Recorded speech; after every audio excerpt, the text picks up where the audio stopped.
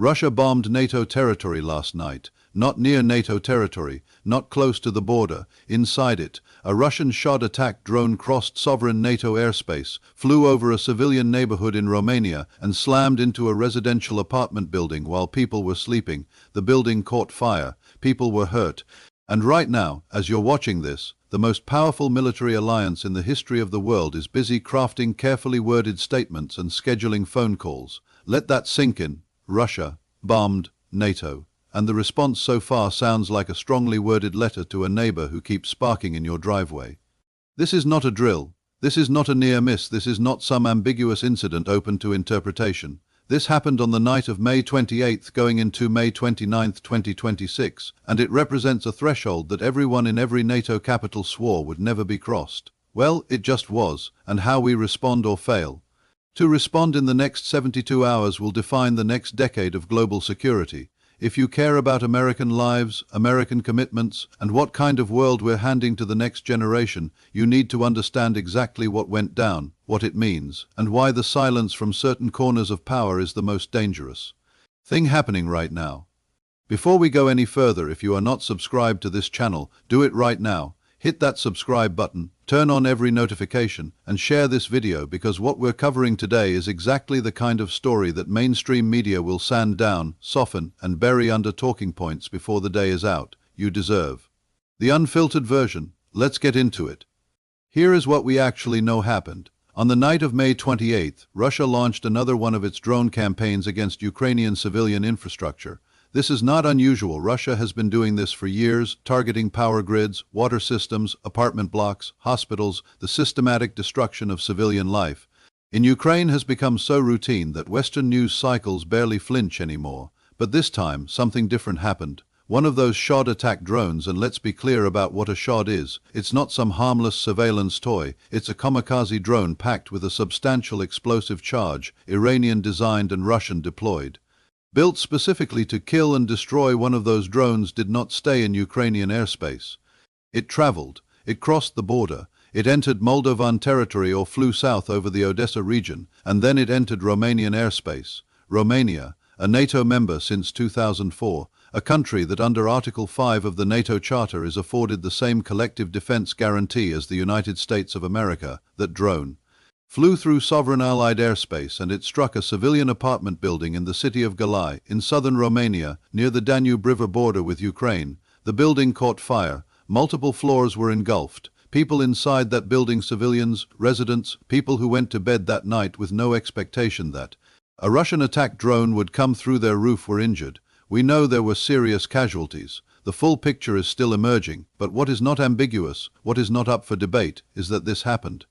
Romania's Ministry of Defense confirmed it in black and white. During the night of May 28th and 29th, Russian Federation drones entered Romanian airspace, were tracked by radar, and one crashed onto the roof of a block of flats in Galai. The impact was followed by fire. The Romanian Air Force scrambled two F-16s from the 86th Air Base, supported by a helicopter. Those pilots were authorized to engage. But here's the gut punch detail that makes this even worse. Romania had 4 minutes of warning. 4 minutes, that's not enough time to safely intercept a drone flying at low altitude over a populated civilian area without risking collateral damage from a shoot-down. 4 minutes of warning to prevent a Russian military strike on a NATO member's civilians. 4 minutes, that is the margin we are operating on right now in 2026, on the eastern flank of the greatest military alliance on Earth. And while all of that was happening, a Turkish-owned vessel in the Black Sea was also struck by a Russian attack. Turkey, of course, is also a NATO member. The ship was not a military vessel, it was civilian. The top of it was blown out. So in a single overnight operation, Russia conducted a drone strike that hit a residential building in Romania and attacked a civilian ship connected to Turkey, 2 NATO members, one night. If that pattern doesn't alarm you, I don't know what will. Now let's talk about the explanation Russia is going to give, because we already know exactly what it's going to be. They're going to say it was an accident. They're going to say they were targeting Ukrainian infrastructure, which, by the way, targeting civilian infrastructure is already a war crime, so that defense doesn't even get them off the hook on the underlying conduct. And they're going to say the drone simply went off course, a navigation error, a technical malfunction, an unfortunate miscalculation, and some people in some capitals are going to nod along because accepting that explanation is easier than confronting what the alternative means. But let's apply basic geographic logic to this claim. Look at where Galai sits. It is in southern Romania, on the Romanian side of the Danube, right along the border with Ukraine. If you are firing a drone from Russian territory toward targets in Ukraine, toward Odessa, toward Mykolaiv, toward Ukrainian port infrastructure, your flight path does not casually swing through Romanian airspace and strike a residential building unless something has gone profoundly, catastrophically wrong, or unless you did it on purpose. This wasn't a close call. This wasn't a drone that drifted a few hundred meters off course. This was a drone that crossed an internationally recognized border, traveled through the airspace of a sovereign NATO nation, and impacted a civilian structure. The margin of error required to call this an honest mistake is enormous, and more importantly, even if we grant the accident hypothesis for argument's sake, we then have to ask the question that no one in official Washington seems willing to ask loudly. If Russia is so reckless, so incompetent, so cavalier with their weapons systems that they cannot keep their attack drones inside the borders of the country they're trying to destroy, why are they still being allowed to operate those systems freely? Because here's the thing about the "it was an accident" defense, it actually makes the case for stronger action, not less. If your neighbor is firing weapons in his backyard and one of those rounds comes through your kitchen window, you don't say, well, he probably didn't mean it, and go back to bed. You call the police. You demand accountability. You make absolutely certain it never happens again. Accidents that kill people and destroy buildings still require consequences, still require accountability, still require a response that changes the calculus of the person responsible. And if it wasn't an accident, if this was a deliberate probe, a calculated test of NATO's red lines, a message wrapped in fire saying, what are you going to do about it? Then the need for a forceful response is even more urgent and obvious. Russia has been poking at NATO's edges for years. Airspace violations over the Baltic states, incursions near Finland and Sweden since they joined the alliance, harassment of NATO naval vessels, electronic jamming of civilian aircraft. This is not random aggression, this is a systematic testing program. Putin and his military leadership are running experiments. They are asking the same question over and over again in different forms. How far can we go before they actually push back? Every time the answer comes back further than last time, they push a little further. Last night they got an answer to a question that was supposed to be unthinkable, and the answer, so far, appears to be, we will issue a statement. Let's go through what the official responses actually said, because the words matter here. NATO Secretary-General Mark Rutte confirmed that an apartment building in Romania was struck by a drone as Russia attacked Ukrainian infrastructure near the border. He said he was in touch with Romanian authorities. He said NATO condemns Russia's recklessness. He said NATO will continue to strengthen defenses against all threats, including drones. He spoke to Romania's president and assured him of NATO's absolute solidarity. He affirmed that NATO stands ready to defend every inch of Allied territory. Ready to defend every inch. That phrase is doing an enormous amount of work right now, because a residential building in Galai, Romania, was just struck by a Russian weapon. Every inch of Allied territory was just struck by a Russian weapon. And the response is that NATO stands ready to defend every inch. The tense is wrong. The building already burned. The people are already injured. Solidarity after the fact is not defense. Condemnation after the fact is not deterrence. Readiness expressed in a press release issued hours after a strike is not the same thing as the strike never happening. The U.S. ambassador to NATO, Matthew Whitaker, said the United States stands with NATO ally Romania and condemns this reckless incursion. He said the U.S. will defend every inch of NATO territory, same construction, same framing, lots of standing, lots of readiness, no specifics, no timeline, no concrete action announced, no consequence named, no warning delivered to Moscow about what happens if they do this again tomorrow night or the night after that. And here's why that matters in a way that goes beyond diplomatic posturing. Vladimir Putin does not respond to condemnation. He has been condemned more times than any leader in modern history. He has had sanctions piled on him, statements issued against him, his oligarchs targeted, his assets frozen, his name attached to war crimes. Documentation and international court proceedings. None of it has stopped him. None of it has slowed the drone campaigns. None of it has prevented the missile strikes on Ukrainian hospitals and apartment blocks. None of it has brought him to a negotiating table on terms that don't amount to Ukraine's surrender. Putin responds to one thing: the credible, demonstrated belief that the next action he takes will cost him something he cannot afford to lose. Right now, after last night, he has no reason to believe that.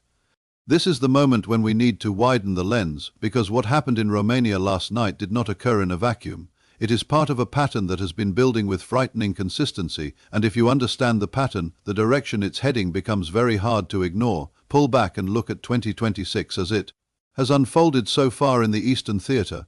Russia has continued its systematic bombardment of Ukrainian civilian infrastructure through the winter and into the spring. The attacks have not diminished, they have intensified and diversified. New weapons systems, new tactics, and critically, new geographic reach. The Oreshnik hypersonic missile, one of Russia's so-called super weapons, has been deployed against Ukrainian targets. Russia has been openly telegraphing massive strikes before they happen, warning foreign diplomats to leave Kyiv, warning countries to pull their citizens, framing these announcements as some kind of perverse humanitarian gesture while simultaneously being a demonstration of confidence that no one will stop them.